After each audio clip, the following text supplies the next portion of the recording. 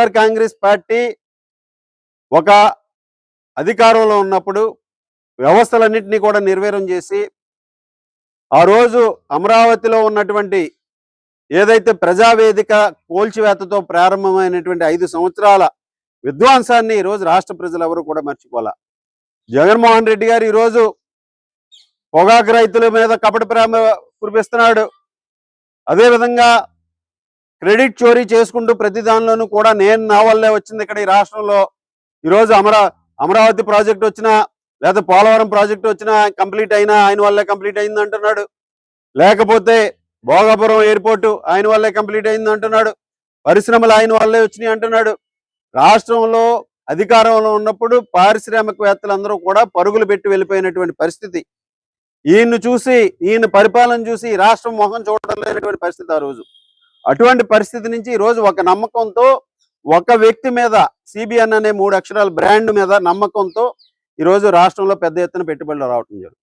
ఈరోజు మనందరం కూడా చూసాం, పొగాకు రైతుల మీద పర్యటన అని చెప్పి ఏదో ఒక రాజకీయ ప్రేరేపితమైనటువంటి యాత్ర చేసుకుంటూ ఈరోజు దేవరపల్లి కూడా వచ్చినటువంటి జగన్మోహన్ రెడ్డి పొగాకు రైతుల మీద కపట ప్రేమ ఈరోజు కురిపిస్తున్నటువంటి వ్యక్తి.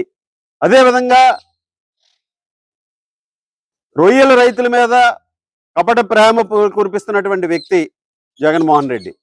రైతుల సమస్యల మీద కపట ప్రేమ కురిపిస్తున్నటువంటి వ్యక్తి జగన్మోహన్ రెడ్డి.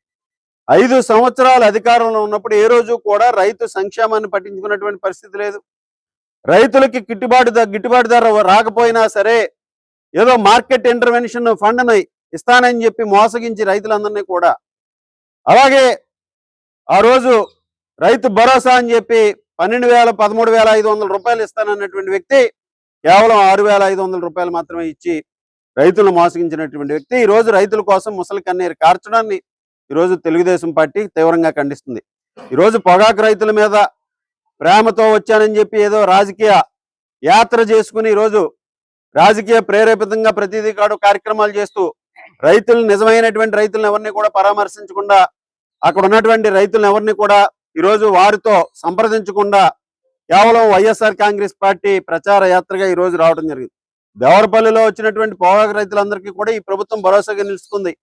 వారికి మద్దతు ధర ఏదైతే ఉందో దీన్ని ఈరోజు 230 రూపాయలు ఈరోజు కిలోకి ప్రభుత్వం ప్రకటించి వారికి అండగా నిలుస్తుంది. ఈరోజు రైతులందరికీ కూడా ఏ పొగాకు రైతుకి కూడా ఇబ్బంది లేకుండా చేసేటటువంటి బాధ్యత ఈ ప్రభుత్వం తీసుకుంది. దాంతో పాటుగా 10 రూపాయలు ఇమీడియట్ గా వారికి రిలీఫ్ ఇచ్చే విధంగా కూడా అదనంగా కూడా ప్రభుత్వం ఈరోజు రేటు పెంచి వారికి సపోర్టింగ్ ప్రైస్ కూడా ఇవ్వడం జరుగుతుంది. అలాగే రైతులందరికీ కూడా 50,000 రూపాయల వరకు కూడా ఈరోజు రుణ సదుపాయం కల్పిస్తూ ముందుకు వెళ్తుంది. ఈ విధంగా పొగాకు రైతులు కానీ ఇతర ఏ రైతాంగ సమస్యలు అయినది కానీ ఇమీడియట్ గా ఈరోజు ముఖ్యమంత్రి చంద్రబాబు నాయుడు గారు స్పందిస్తూ రైతులకు అండగా నిలబడుతున్నటువంటి ప్రభుత్వం ఈరోజు కూటమి ప్రభుత్వం.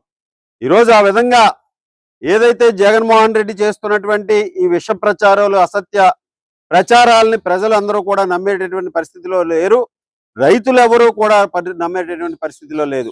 ఇదే నియోజకవర్గంలో, తణుకు నియోజకవర్గంలో రైతులను ఏ విధంగా అవమానాలు పాలు చేశారో మనందరం కూడా చూసాం. ఆ రోజు ధాన్యం డబ్బులు పట్టలేదంటే రైతులను ఎర్రిపప్పని తిట్టారు. అదేవిధంగా లారీ కిరాయిలు పట్టలేదంటే వేరే విధంగా తిట్టారు. ఆ విధంగా రైతుల్ని 5 సంవత్సరాల పాటు అధికార మదంతో, అధికార దర్పంతో ప్రతి క్షణం కూడా అవమానాలు పాలు చేసినటువంటి దుర్మార్గ ప్రభుత్వం వైఎస్ఆర్ కాంగ్రెస్ ప్రభుత్వం. ఈరోజు అటువంటి పరిస్థితి లేదు. రైతాంగానికి అండగా నిలబడేటటువంటి ప్రధానమంత్రి నరేంద్ర మోడీ గారు, అదేవిధంగా రాష్ట్రంలో కూటమి నాయకులందరూ కూడా ఈరోజు ఎక్కడ ఏ సమస్య ఉన్నా వెంటనే స్పందించి రైతులందరికీ కూడా అండగా నిలబడటం జరుగుతుంది. ఈరోజు రైతులకు ధాన్యం కొనుగోలు చూడండి, 24 గంటల్లో ధాన్యం కొనుగోలు చేసినటువంటి 24 గంటల్లో రైతుల ఖాతాల్లో డబ్బులు జమ అవుతున్నాయి.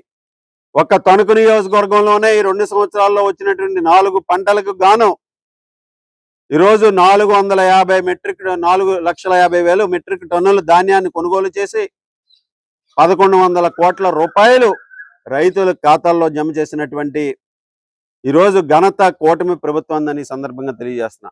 ఆ విధంగా రైతులకు అండగా నిలబడేటటువంటి ప్రభుత్వం కూటమి ప్రభుత్వం. ఈరోజు జగన్మోహన్ రెడ్డి గారు కానీ, వారి వైఎస్ఆర్ కాంగ్రెస్ పార్టీ నాయకులు కానీ ఎన్ని విన్యాసాలు చేసినా ఈ రాష్ట్ర ప్రజలు ఎవరు కూడా ఆ చీకటి పరిపాలనని మర్చిపోయేటటువంటి పరిస్థితి లేదు.